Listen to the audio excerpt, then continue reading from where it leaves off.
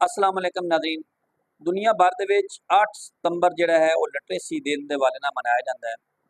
ਯਾਨੀ ਕਿ ਅੱਜ ਤੋਂ 3 ਦਿਨ ਬਾਅਦ ਪੂਰੀ ਦੁਨੀਆ ਦੇ ਵਿੱਚ ਔਰ ਪਾਕਿਸਤਾਨ ਦੇ ਵਿੱਚ ਲਿਟਰੇਸੀ ਦੇ ਦਿਨ ਦੇ ਵਾਲੇ ਨਾਲ ਇੱਕ ਦਿਨ ਮਨਾਇਆ ਜਾ ਸੀ।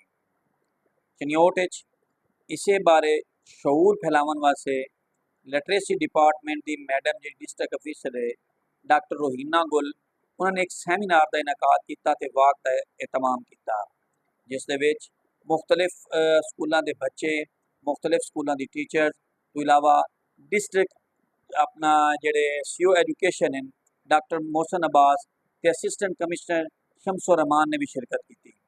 पहले एक वाक कटी गई, उस तो पहले एक सैमीनार कराया गया। सैमीनार जिले होया उस सैमीनार के खिताब करते डॉक्टर रोहिना गुल ने दसिया कि चनियोट के जो दूसरे साडे एजुकेशन है स्कूल हैं उन्होंने तो इलावा लिटरेसी डिपार्टमेंट के जेडे साया जेडे 300 इदारे काम करते हैं।